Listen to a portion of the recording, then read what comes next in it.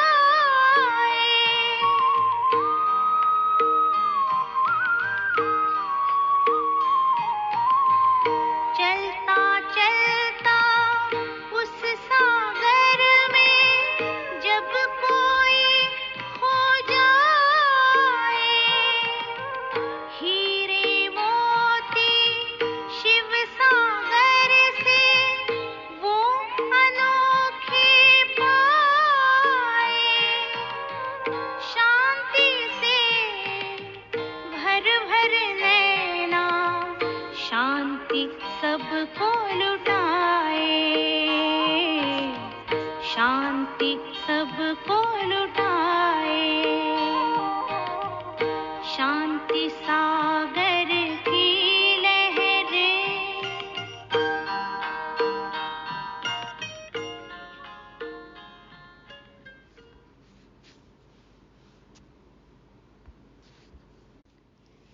ओम शांति। सभी एक रस, ऊंच पद के अधिकारी, परिपक्व सच्चे वैष्णवों को गॉडली मॉर्निंग। हर आत्मा को चाहिए शांति। कहाँ मिलेगी, कैसे मिलेगी, कब मिलेगी, कितनी मिलेगी, किससे मिलेगी? आज इन सारे प्रश्नों के उत्तर मिल जाएंगे। समझने के लिए बुद्धि चाहिए रिफाइन। आधा कल्प से हम पत्थर बुद्धि हो गए हैं। परम पिता स्वयं आकर हमें समझा रहे हैं। पिता का हक है समझाने का। चलो, माना ड्रामा अनुसार हमने गलतियां की तो बाबा भी माफ़ कर देते हैं, लेकिन कम से कम अब तो हम उनकी बदनामी का काम ना करें। तो कोई भी अनरॉयल कर्म चलन ना हो, इस बात का हमें बहुत बहुत ध्यान रखना है। रात्रि क्लास में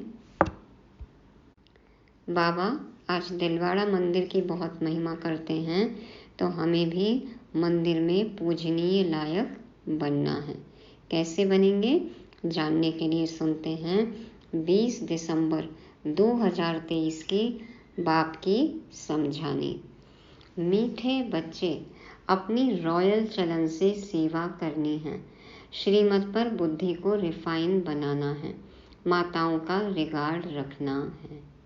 इस समय इस सेवा की बहुत आवश्यकता है, क्योंकि कोई भी सुनना नहीं चाहता, उच्चारण नहीं चाहता, वाचा से खाली नहीं सुनना चाहता। सब चाहते हैं आचरण में हो, देखना चाहते हैं, सुनना नहीं। तो बाबा कहते हैं अपनी रॉयल चलन से सेवा करो। स्वयं भगवान हमें पढ़ा रहे हैं, ईश्वर की हम संतान हैं, तो हमारी चाल चलन, बातचीत, व्यवहार, रहन सहन सब कितना रॉयल होना चाहिए। ये होगा तो हमें सेवा करनी नहीं पड़ेगी, ऑटोमेटिक सेवा हो जाएगी। बाबा कहते श्रीमत पर बुद्धि को रिफाइन बनाना है। अभी हम क्या हो पड़े थे? आधा कल्प से पत्थर बुद्धि, मोटी बुद्धि, अशुद्ध बुद्धि थी। तो अब श्रीमत मिल रही है, सुमत मिल रही है, तो बुद्धि महीन होती जाए, तीक्ष्ण होती जाए, रिफाइन होती जाए। बाबा की बातों को समझना है, धारणा मूर्त बनना है। और बाबा कहते माताओं का बहुत बहुत रिगार्ड रखना है। स्वयं भगवान वंदे मातरम करते हैं, ज्ञान का कलश माताओं पर रखते हैं, तो हमें भी माताओं का रिगार्ड रखना है। प्रश्न है, कौन सा कर्तव्य एक बाप का है, किसी मनुष्य का नहीं? कोई भी देहधारी नहीं कर सकता, सिर्फ निराकारी परमपिता परमात्मा ही कर सकते हैं। बाबा उत्तर में कहते सारे विश्व में पीस स्थापन करना, यह कर्तव्य बाप का है। मनुष्य भले कितनी भी कॉन्फ्रेंस आदि करते रहें, पीस हो नहीं सकती। शांति का सागर बाप जब बच्चों से पवित्रता की प्रतिज्ञा कराते हैं, तब पीस स्थापन होती है। पवित्र दुनिया में ही शांति है। तुम बच्चे यह बात सबको बड़ी युक्ति से और भपके से समझाओ, तब बाप का नाम बाला हो। जब पवित्रता होगी तो इस शांति का अनुभव कर सकते हैं। बाबा कहते हैं विश्व में पीस स्थापन करना ये कर्तव्य बाप का है। मनुष्य शांति के लिए कितने सम्मेलन करते हैं, लेकिन ये राज पता ही नहीं है कि जब तक पवित्र नहीं बनेंगे शांति का अनुभव नहीं कर सकते हैं। तो बाबा से जब हम पवित्रता की प्रतिज्ञा करते हैं, तभी हम शांति का अनुभव करते हैं, शांति सागर की लहरों में समाते हैं और शांति का अनुभव करते हैं। बाबा कहते हैं ये समझाओ सबको कि पवित्र दुनिया में ही शांति है।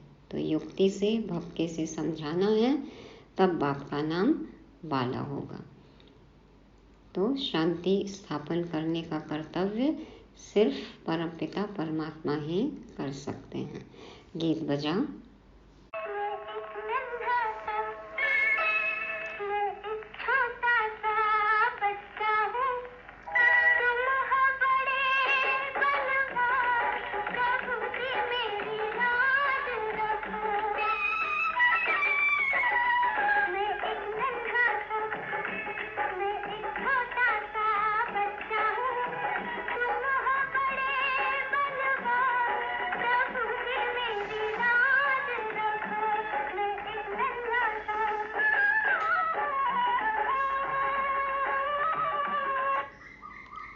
ओम शांति।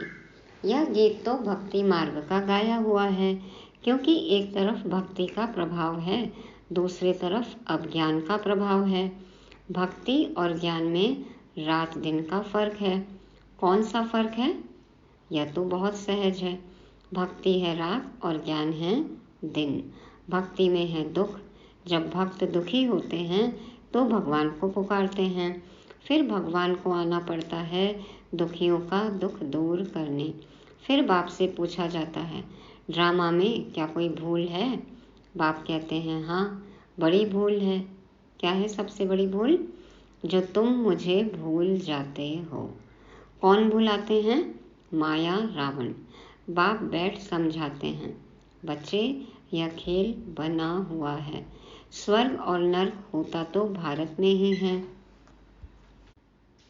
अभी 2 दिन पहले बाबा ने कहा ना कि जापान तो कोई हेवन बनेगा नहीं, तो स्वर्ग भी भारत में, नर्क भी भारत में। भारत में ही कोई मरता है तो कहते हैं वैकुंठवासी हुआ। यह तो जानते नहीं कि स्वर्ग अथवा वैकुंठ कब होता है। जब स्वर्ग होता है तब मनुष्य पुनर्जन्म जरूर स्वर्ग में ही लेंगे। अभी तो है ही नर्क, तो पुनर्जन्म भी जरूर नर्क में ही लेंगे। जब तक स्वर्ग की स्थापना हो, जब तक स्वर्ग की स्थापना होगी तब तक पुनर्जन्म तो नर्क में लेंगे, और अभी तो पूरी दुनिया ही नर्क है। मनुष्य यह बातें नहीं जानते हैं।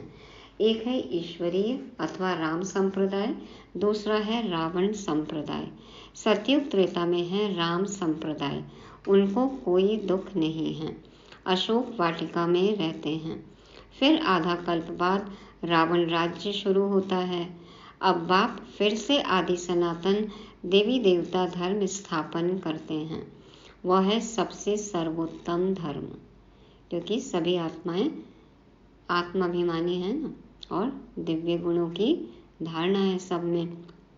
दैवी गुण वाले मनुष्य हैं देवी देवता, तो बाबा कहते हैं वह है सबसे सर्वोत्तम धर्म। धर्म तो सब है ना, धर्मों की कॉन्फ्रेंस होती है, देखो अभी भी हुई। तो भारत में अनेक धर्म वाले आते हैं, कॉन्फ्रेंस करते हैं। अब जो भारतवासी धर्म को मानने वाले ही नहीं, वह कॉन्फ्रेंस क्या करेंगे? अब जो भारतवासी धर्म को मानने वाले ही नहीं हैं, वो कॉन्फ्रेंस क्या करेंगे? वास्तव में भारत का प्राचीन धर्म तो है ही आदि सनातन देवी देवता धर्म। हिंदू धर्म तो है नहीं, सबसे ऊंच है देवी देवता धर्म। अब कायदा कहता है सबसे ऊंच से ऊंच धर्म वाले को गद्दी पर बिठाना चाहिए। सबसे आगे किसको बिठाएं? इस पर भी कभी उन्हों का झगड़ा लग जाता है। हाँ, झगड़ा लग पड़ता है ना। देखो कहते हैं मंच में हमको एकदम सेंटर में बिठाओ, सबसे आगे बिठाओ। लड़ते हैं, कितना देह अभिमान है। जैसे एक बार कुंभ के मेले में झगड़ा हो गया था। वह कहे पहले हमारी सवारी चले, वह कहे पहले हमारी। लड़ पड़े थे। तो अब इस कॉन्फ्रेंस में बच्चों को यह समझाना है कि ऊंच से ऊंच कौन सा धर्म है। वह तो जानते नहीं, असली धर्म जानते नहीं हैं और अपने अपने धर्मों को देखो महान बताते हैं, लड़ते हैं, कहते हैं हमें पहले भाषण करने का मौका मिले, हमें ज़्यादा समय मिले, हमें आगे बिठाओ। तो ये सब क्या है? देह अभिमान है ना। तो बाप कहते हैं आदि सनातन है ही देवी देवता धर्म, जो अब प्राय लोप हो गया है और अपने को हिंदू कहलाने लग पड़े हैं। तो बाबा कहते हैं अब इस कॉन्फ्रेंस में हम बच्चों को ये समझाना है कि सबसे ऊंचे से ऊंचा कौन सा धर्म है। मनुष्य तो ये बात जानते नहीं हैं। और कौन सा धर्म है सबसे ऊंचा? आदि सनातन देवी देवता धर्म। तो ये लोप हो गया है और अपने आप को हिंदू कहलाने लग गए हैं। अब चीन में रहने वाले अपना धर्म चीन तो नहीं कहेंगे। वो लोग तो जिसको नामी ग्रामी देखते हैं उनको मुख्य करके बिठा देते हैं। जो सबसे ज़्यादा फेमस, जिनको सबसे ज़्यादा लाइक्स मिल रहे हैं, सबसे ज़्यादा कॉम्प्लीमेंट मिल रहे हैं, कमेंट आ रहे हैं, तो देखो कितना मान देते हैं उनको। जिनके पंडाल में ज़्यादा भीड़ है उनको आगे बिठा देंगे। बाबा कहते हैं कोई देश के नाम पे धर्म थोड़ी होता है। चीन वाले अपने धर्म को चीनी नहीं बोलेंगे, लेकिन हिंदुस्तान वाले हिंदू बोल देते हैं। तो बाबा कहते हैं कि जिसको नामी ग्रामी देखते हैं उनको मुख्य करके बिठा देते हैं कि चीफ गेस्ट हैं। कायदे अनुसार कॉन्फ्रेंस में बहुत तो आ नहीं सकते, सिर्फ रिलीजन के हेड्स को ही निमंत्रण दिया जाता है। जो मुख्य होते हैं उनको ही बुलाते हैं। बाकी धर्म को फॉलो करने वाले तो बहुत होते हैं ना, लेकिन मुख्य को बुलाया जाता है जो हेड्स हैं। बहुतों से फिर बहुत बोलचाल हो जाता है। ज़्यादा करेंगे तो फिर बहुत सारे मत हो जाते हैं ना, भीड़ इकट्ठी होती है। अब उन्हों को राय देने वाला तो कोई है नहीं। तुम हो ऊंच से ऊंच देवी देवता धर्म वाले, अब देवता धर्म की स्थापना कर रहे हो। तुम ही बता सकते हो भारत का जो मुख्य धर्म है, जो सब धर्मों का माई बाप है, उनके हेड को इस कॉन्फ्रेंस में मुख्य बनाना चाहिए। देखो माउंट आबू में अभी सम्मेलन हुआ, बताया गया गीता का भगवान कौन है। तो बाबा कहते हैं मुख्य जो हैं उनको बताओ, फिर वो जाके अपने फॉलोअर्स को बताएंगे। एक साथ तो भीड़ इकट्ठा नहीं करना है। मनुष्य कईयों को बुला लेते हैं, फिर कार्यक्रम सुचारू रूप से चलता ही नहीं है। कितनी आवाज़ होती है, बहसबाजी होती है। तो बाबा कहते हैं इस तरह से उनको समझाओ। तो जो सब धर्मों का माई बाप है उनके हेड को इस कॉन्फ्रेंस में मुख्य बनाना चाहिए, गद्दी नशीन उनको करना चाहिए। तो ये बात जो शांति सम्मेलन करते हैं मनुष्य, उनको समझाना चाहिए। तो जो ऊंचे हैं उनको चीफ गेस्ट बनाओ, बाकी तो सब हैं उनके नीचे। तो मुख्य बच्चे जो हैं उनकी बुद्धि चलनी चाहिए। देखो अब तो ब्रह्मा कुमारी से भी बुलाते हैं ना, तो हेड्स जाते हैं। बाबा कहते हैं जो मेन हैं, जो समझदार बच्चे हैं, मुख्य हैं, पुरानी दादियां हैं, दीदी हैं, जो समझती हैं, परिपक्व अवस्था है जिनको सयानापन है, समझाने में सयानप है, बाबा कहते हैं उनको अपनी बुद्धि चलानी चाहिए कि कैसे समझाना है। तो मुख्य बच्चे जो हैं उनकी बुद्धि चलनी चाहिए, तभी सेवा होगी ना, तभी समझेंगे। भगवान अर्जुन को बैठ समझाते हैं। संजय यह है, अर्जुन तो है रथी, उनमें रथवान है बाप। वह समझते हैं रूप बदलकर श्री कृष्ण के तन में आकर ज्ञान दिया है। तो अर्जुन यह ब्रह्मा बाबा को बाबा कहते हैं ना अर्जुन। तो इस शरीर का रथी कौन है? ब्रह्मा बाबा। और शिव बाबा कहते हैं मैं रथवान हूँ, सारथी। तो वो समझते हैं कि रूप बदलकर श्री कृष्ण के तन में आकर ज्ञान दिया है, परंतु ऐसे तो है नहीं। अब प्रजापिता भी है। त्रिमूर्ति के ऊपर बहुत अच्छी रीति समझाया जा सकता है। त्रिमूर्ति के ऊपर शिव बाबा का चित्र जरूर चाहिए। वह है सूक्ष्म वतन की रचना। बच्चे समझते हैं यह विष्णु है पालन करता, प्रजापिता ब्रह्मा है स्थापन करता, तो उनका भी चित्र चाहिए। यह बड़ी समझ की बात है। बुद्धि में रहता है प्रजापिता ब्रह्मा जरूर है, विष्णु भी तो चाहिए। जिससे स्थापना कराएंगे उससे ही पालना भी कराएंगे। स्थापना कराते हैं ब्रह्मा से। ब्रह्मा के साथ सरस्वती आदि बहुत बच्चे हैं। वास्तव में यह भी पतित से पावन बन रहे हैं। तो कॉन्फ्रेंस में आदि सनातन देवी देवता धर्म की हेड जगदम्बा होनी चाहिए, क्योंकि माताओं का बहुत मान है। देखो बाबा ने नाम ले लिया कि मुख्य कौन है, जगदम्बा, मम्मा। कितने अच्छे से समझा सकते हैं ना। तो बाबा कहते हैं माताओं का बहुत मान है। जगत अम्बा का मेला बड़ा भारी लगता है। वह है जगत पिता की बेटी। अब आदि सनातन देवी देवता धर्म की स्थापना हो रही है। गीता एपिसोड रिपीट हो रहा है। गीता ज्ञान दे रहे हैं ना बाबा। यह वही महाभारत की लड़ाई सामने खड़ी है। बाप भी कहते हैं मैं कल्प के संगम युग पर आता हूँ, भ्रष्टाचारी दुनिया को श्रेष्ठाचारी बनाने। जगत अम्बा गॉडेज ऑफ नॉलेज गाई हुई है। उनके साथ ज्ञान गंगाएं भी हैं। उनसे पूछ सकते हैं कि उनको यह नॉलेज कहाँ से मिली हुई है। नॉलेजफुल गॉडफादर तो एक ही है। वह नॉलेज कैसे दे? जरूर उनको शरीर लेना पड़े। तो ब्रह्मा मुख कमल से सुनाते हैं। ये माताएं बैठ समझाएंगी। लोग समझते हैं ना कि ब्रह्मा कुमारियां बहुत अच्छा ज्ञान देती हैं, लेकिन ये ज्ञान उनमें आया कहाँ से, सोर्स क्या है? तो ये समझना चाहिए कि हमको तो परमपिता परमात्मा शिव ये ज्ञान दे रहे हैं ब्रह्मा मुख कमल से। तो ये बात समझानी है। कॉन्फ्रेंस में उनको यह मालूम होना चाहिए ना कि बड़ा धर्म कौन सा है।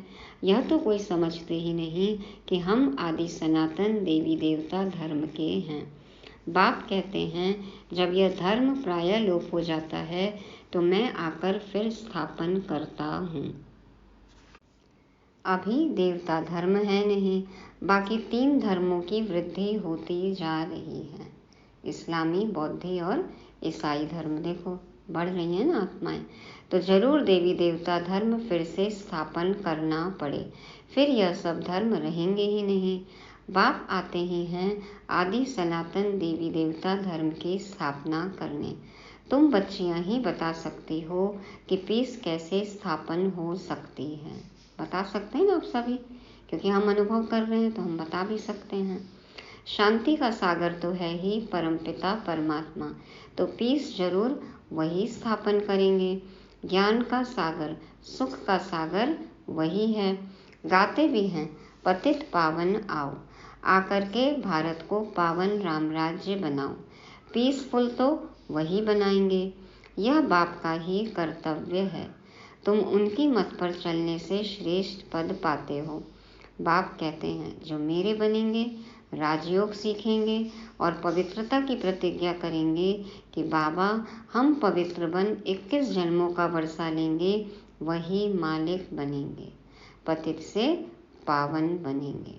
जो बाबा के बनेंगे, बाबा से राजयोग सीखेंगे, पवित्रता की प्रतिज्ञा करेंगे, बाबा कहते हैं उनको ही वर्षा मिलेगा, वही मालिक बनेंगे और पावन बनेंगे। पावन है लक्ष्मी नारायण सबसे ऊंच।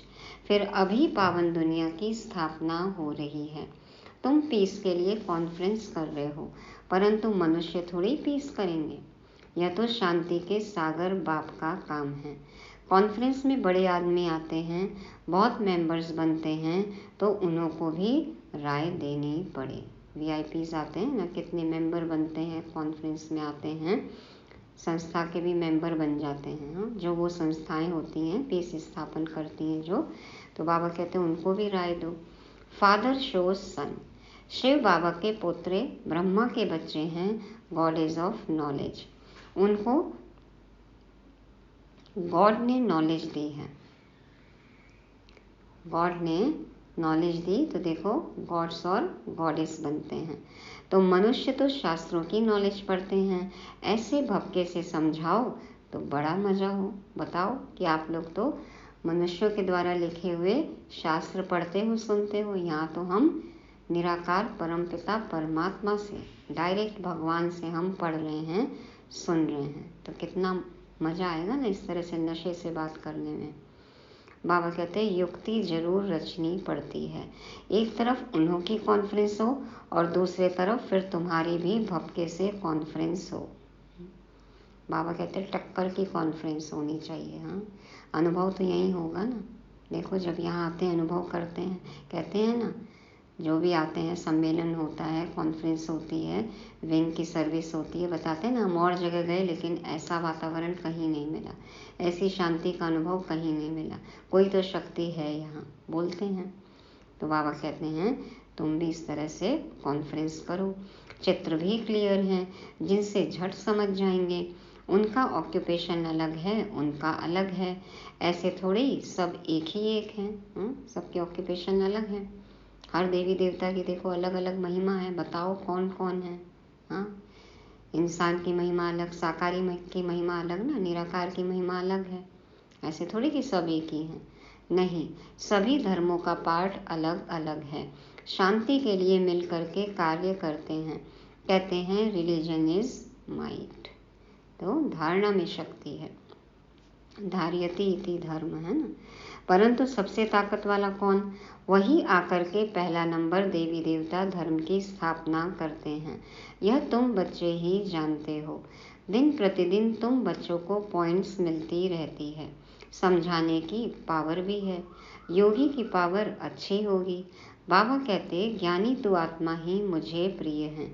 ऐसे नहीं कि योगी प्रिय नहीं है। जो ज्ञानी होंगे वह योगी भी जरूर होंगे। ज्ञानी माना जिन्होंने ज्ञान को समझ लिया और ज्ञान पर आधारित जिनका योग होगा। जो ज्ञान युक्त योग युक्त होंगे वो शक्तिशाली होंगे, वही समझा सकते हैं। ज्ञानी तो योगी जरूर होगा ना, क्योंकि समझ लिया ज्ञान को, तो योगी हुए बिना वो रह नहीं सकता। तो बाबा कहते हैं बाबा को ज्ञानी तो योगी बच्चे पसंद हैं। योग परमपिता परमात्मा के साथ रखते हैं। योग बिगर धारणा नहीं होगी। जो ज्ञानी वो योगी जरूर होंगे, और योगी होंगे तो धारणा मूर्त होंगे, और धारणा होगी तो सेवा अपने आप हो जाएगी। तो बाबा कहते हैं जिनका योग नहीं है तो धारणा भी नहीं है, क्योंकि देह अभिमान बहुत है। बाप तो समझाते हैं आसुरी बुद्धि को दैवी बुद्धि बनाना है। पत्थर बुद्धि को पारस बुद्धि बनाने वाला बाप ईश्वर है। रावण आकर के पत्थर बुद्धि बनाते हैं। उन्हों का नाम ही है आसुरी संप्रदाय। देवताओं के आगे कहते हैं हमारे में कोई गुण नहीं, हम कामी कपटी हैं। तुम माताएं अच्छी रीति समझा सकती हो। मुरली चलाने का इतना हौसला चाहिए। माताएं देखो कितनी हिम्मत से, हौसले से, उमंग उत्साह से समझाती हैं ना। कहते हैं शिव बाबा को याद करोगे तो हलवा पूड़ी खाने मिलेगा, कढ़ाई की पूड़ी खाएंगे, और नहीं याद करोगे तो सूखी रोटी मिलेगी। हाँ, माताएं देखो अपने तरीके से समझाती हैं। तो बाबा कहते हैं तुम माताएं अच्छी रीति समझा सकती हो। मुरली चलाने का इतना हौसला चाहिए। बड़ी बड़ी सभाओं में ऐसी ऐसी बातें करनी पड़े। मम्मा है गॉडेज ऑफ नॉलेज। ब्रह्मा को कभी गॉड ऑफ नॉलेज नहीं कहा जाता है। सरस्वती का नाम गाया हुआ है। जिसका जो नाम है वही रखते हैं। माताओं का नाम बाला करना है। कई गोपों को बहुत देह अभिमान है। गोप माना ब्राह्मण, ब्रह्मा कुमार। बाबा कहते हैं उनको भी बहुत देह अभिमान है। समझते हैं हम Brahma Kumar God of knowledge नहीं है क्या? अरे खुद ब्रह्मा ही अपने को गॉड ऑफ नॉलेज नहीं कहते। माताओं का बहुत रिगार्ड रखना पड़े। बाबा आज ब्रह्मा कुमारों को कह रहे हैं कि माताओं को आगे रखना चाहिए, उनका रिगार्ड रखना चाहिए। गॉडेज ऑफ नॉलेज सरस्वती को कहते हैं ना, विद्या की देवी। तो इसीलिए बाबा समझा रहे हैं ब्रह्मा को तो गॉड ऑफ नॉलेज नहीं कहते, भक्ति में भी नहीं कहते। हाथ में शास्त्र दिखाए हैं, लेकिन विद्या की देवी तो सरस्वती को ही कहते हैं। तो बाबा उसी तरह से समझाते हैं। बाकी पढ़ाई तो देखो सबके लिए एक ही है ना। तो बाबा कहते हैं यह माताएं ही जीवन पलटाने वाली हैं। कहते हैं ना, माता ही पहली गुरु होती है, प्रथम गुरु होती है बच्चे की। घर में एक स्त्री पढ़ी लिखी हो तो वो कितनों को शिक्षित कर सकती है, घर को स्वर्ग बना सकती है, जीवन को पलटा सकती है। तो मनुष्य से देवता बनाने वाली है। माताएं भी हैं, कन्याएं भी हैं। अधर कुमारी का राज तो कोई समझते नहीं है। भल शादी की हुई है तो भी ब्रह्मा कुमारियां हैं। पवित्रता की पालना कर रही है ना, पवित्रता की धारणा है, मर्यादाओं का पालन करती हैं तो वो भी ब्रह्मा कुमारियां हैं। यह बड़ी वंडरफुल बातें हैं। जिन्हों को बाप से वर्षा लेना है वह समझते हैं, बाकी जिनकी तकदीर में नहीं है वह क्या समझेंगे। नंबरवार दर्जे जरूर हैं। वहाँ भी कोई दास दासियाँ होंगे, कोई प्रजा होंगे। प्रजा भी चाहिए, स्वर्ग है ना तो सभी वर्ग होंगे। मनुष्य सृष्टि वृद्धि को पाती रहेगी तो प्रजा भी वृद्धि को पाती रहेगी। तो ऐसी ऐसी कॉन्फ्रेंस जो होती हैं उसके लिए जो अपने को मुख्य समझते हैं उनको तैयार रहना चाहिए। मुख्य समझने की भी बात नहीं है, सेवा तो सबको करनी है ना। बाबा से पढ़ रहे हैं तो पढ़ाना, सबको बताना, समझाना ये तो आना ही चाहिए ना। बाबा कहते हैं ना, मेरा हर बच्चा टीचर है, स्टूडेंट भी है और टीचर भी है। तो बाबा कहते तैयार रहो। जिनमें ज्ञान नहीं है वह जैसे छोटे ठहरे, इतनी बुद्धि नहीं। देखने में भल बड़े हैं परंतु बुद्धि नहीं है, वह छोटे हैं। कोई कोई की बुद्धि बड़ी अच्छी है, सारा मदार बुद्धि पर है। छोटे छोटे भी तीखे चले जाते हैं। कोई की समझाने में बड़ा मिठास होता है, कोई कितने प्यार से, मिठास से, शांति से समझाते हैं। बातचीत बड़ी रॉयल करते हैं, समझेंगे यह रिफाइन बच्चे हैं।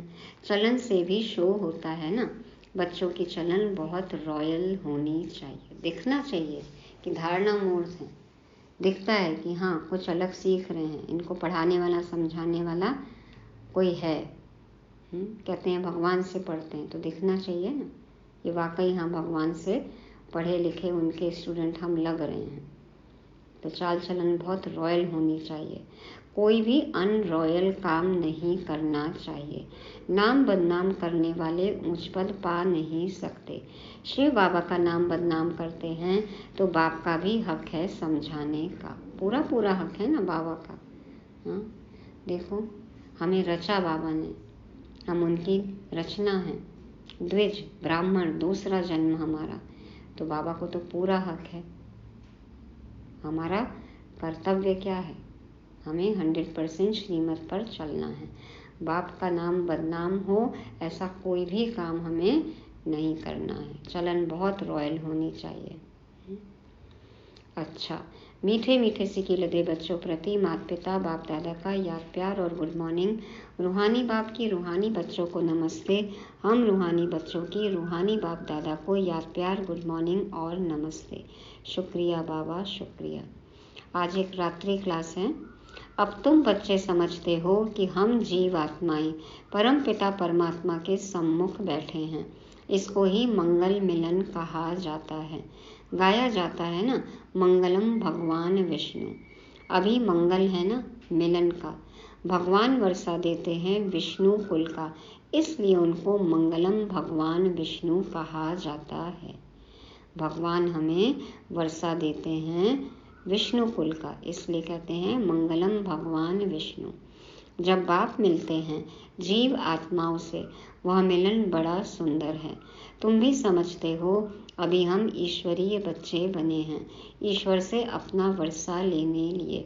बच्चे जानते हैं ईश्वर के वर्षे बाद दैवी वर्षा मिलता है, अर्थात स्वर्ग में पुनर्जन्म मिलता है। तो तुम बच्चों को खुशी का पारा चढ़ा रहना चाहिए। तुम जैसा खुशनसीब व सौभाग्यशाली तो कोई नहीं। होता है हमें अनुभव अपने भाग्यशाली होने का, खुशनसीबी का। दुनिया में सिवाय ब्राह्मण कुल के और कोई भी भाग्यशाली हो नहीं सकता।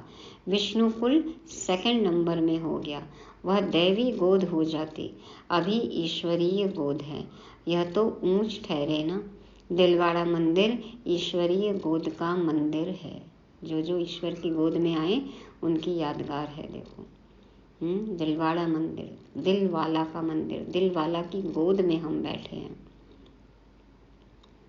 जैसे अम्बा के भी मंदिर हैं, वह इतना संगम युग का साक्षात्कार नहीं कराते हैं। यह दिलवाड़ा मंदिर संगम युग का साक्षात्कार कराता है। माउंट आबू में जैनियों का मंदिर, बाबा कहते हैं एक्यूरेट तुम्हारी यादगार है। संगम युग पर जो कुछ भी हो रहा है वहाँ पर चित्रित है, अंकित है, प्रदर्शित है। बच्चों को जितनी समझ है उतना और कोई मनुष्य मात्र को हो ना सके। जितना तुम ब्राह्मणों को समझ है उतनी देवताओं को भी नहीं। देखो बाबा कितनी ऊंची ऊंची बातें कह रहे हैं ना हमारे बारे में, कितनी ऊंची बातें स्वयं भगवान कह रहे हैं। तो बाबा को तो पूरा हक है ना हमें समझाने का, कहने का कि मेरी दाढ़ी की लाज रखना, हाँ मेरी गोद से उतरना नहीं, नाम बदनाम नहीं करना। तो बाबा कहते हैं तुम संगम युगी ब्राह्मण हो। वह संगम युगी ब्राह्मणों की महिमा करते हैं, कहते हैं ब्राह्मण सो देवता बनते हैं। ऐसे ब्राह्मणों को नमः। ब्राह्मण ही नर्क को स्वर्ग बनाने की सर्विस करते हैं। ऐसे बच्चों को, ब्राह्मणों को नमस्ते करते हैं। स्वयं भगवान हमें नमस्ते कर रहे हैं। देखो कितना निरहंकारी है। अच्छा, गुड नाइट। तो बाबा कहते हैं ब्राह्मण ही नर्क को स्वर्ग बनाने की सर्विस करते हैं, ऐसे बच्चों को नमस्ते करते हैं। भक्ति में भी कहते हैं ना ब्राह्मण देवता नमः। देखो भक्त भी नमन करते हैं। अच्छा, गुड नाइट। धारणा के लिए मुख्य सार। पहला, बाप का प्रिय बनने के लिए ज्ञानी और योगी बनना है, देह अभिमान में नहीं आना है। दूसरा, मुरली चलाने का हौसला रखना है, अपनी चलन से बाप का शो करना है, बातचीत बड़े मिठास से करनी है। मुरली बाबा कहते हैं चलाओ, हौसला रखो। बाबा तो मदद कर ही देते हैं ना, हिम्मत का एक कदम बढ़ाएंगे तो बाबा मदद करते हैं। वरदान है, कर्म भोग को कर्म योग में परिवर्तन कर सेवा के निमित्त बनने वाले भाग्यवान भव। कर्म भोग को कर्म योग में परिवर्तन कर सेवा के निमित्त बनने वाले भाग्यवान भव। बाप दादा कहते हैं तन का हिसाब किताब कभी प्राप्ति व पुरुषार्थ के मार्ग में विघ्न अनुभव न हो। तन कभी भी सेवा से वंचित होने नहीं दे। भाग्यवान आत्मा कर्म भोग के समय भी किसी न किसी प्रकार से सेवा के निमित्त बन जाती है। देखा ना दादियों को, हॉस्पिटल में भी जाके सेवा। कर्म भोग चाहे छोटा हो या बड़ा, उसकी कहानी का विस्तार नहीं करो। उसे वर्णन करना माना समय और शक्ति व्यर्थ गंवाना। और हम तो हर एक को बताते हैं, हाँ हमें क्या क्या तकलीफ है, सबको वर्णन करते हैं। तो बाबा कहते हैं ये क्या है, समय और शक्ति व्यर्थ गंवाना। योगी जीवन माना कर्म भोग को कर्म योग में परिवर्तन कर देना, यही है भाग्यवान की निशानी। योगी जीवन माना कर्म भोग को कर्म योग में परिवर्तन कर देना, यही है भाग्यवान की निशानी। कर्म भोग आए तो क्या सोचना है, हिसाब किताब चुकतू हो रहा है, बाबा से शक्ति लेके उसको एकदम हल्का कर लेना है। कर्म भोगना तो भोगनी है ना, हिसाब किताब तो चुकतू करना ही है, लेकिन बाबा से जुड़े रहेंगे इतनी शक्ति मिलेगी कि कब चुकतू हो जाएगा पता ही नहीं चलेगा। और जिस भी स्थान में जाएं वहाँ की सेवा हो रही है। जो भी आत्माएं संपर्क में आ भी रही हैं उस समय, तो उनको भी शक्ति का दान देना है, रूहानी सर्विस करनी है। बाबा को साथ रखेंगे तो ये सब काम बहुत ही सहज हो जाएगा। ब्रह्मा बाबा ने, दादियों ने ये सब करके दिखाया ना कि कैसे हॉस्पिटल में डॉक्टर्स की सब सेवा हुई ना। जितने भी डॉक्टर्स यज्ञ में आए, कैसे आए वो, अभी कैसे बच्चे बने बाबा के, संपर्क में आए दादियों के इलाज करने के, और देखो बाबा के बच्चे बन गए। तो कर्म भोग क्या हो गया, कर्म योग में परिवर्तन हो गया, सेवा हो गई। तो ऐसी भाग्यवान आत्मा हमें भी बनना है। स्लोगन है, दृष्टि में रहम और शुभ भावना हो तो अभिमान व अपमान की दृष्टि समाप्त हो जाएगी। दृष्टि में रहम और शुभ भावना हो तो अभिमान व अपमान की दृष्टि समाप्त हो जाएगी। सबके प्रति शुभ भावना हो, किसी ने अपमान भी किया तो उसके लिए भी शुभ भावना। अभिमान भी ना हो, अहंकार भी ना हो, सबके प्रति रहम हो। किसी को कम नहीं समझना है कि हम बहुत ऊंचे हैं, हम ज्ञानी हैं। नहीं, सबके प्रति रहम कि अभी नहीं पहचान रहे हैं बाबा को, लेकिन एक दिन तो सबको ही आना है। और अपमान की बात भी कोई करता है तो बाबा कहते हैं सबके लिए शुभ भावना। और वैसे भी हम स्वमान में रहेंगे तो हम अपमान और अभिमान से दूर हो जाएंगे, हमें अपमान अभिमान अनुभव ही नहीं होगा। जो स्वमान में रहते हैं उनके लिए ये चीज़ें बेमानी हैं। तो ये थी मुरली रिवाइज करने के लिए पॉइंट्स। पहला, रॉयल चलन से सेवा करनी है, कोई भी अब कर्म हमारा आसुरी ना हो, रॉयल चलन हो।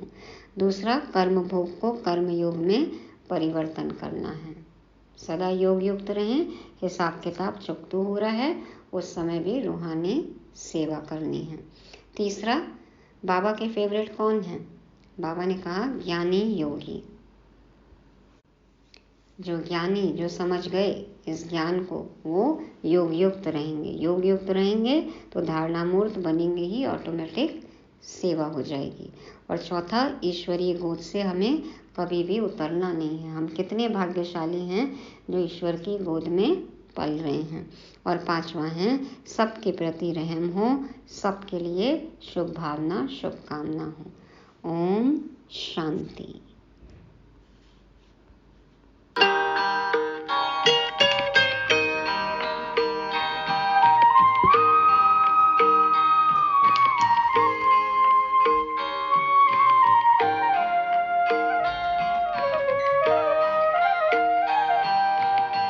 शांति अमृत के सागर में जो कोई गहरा जाए,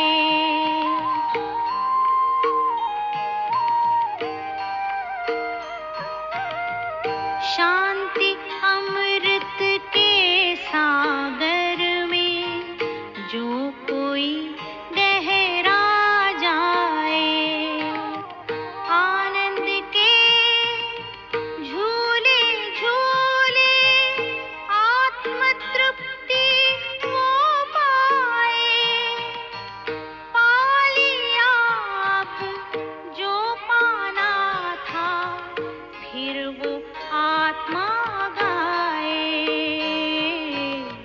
फिर वो आत्मा गाए। शांति सागर की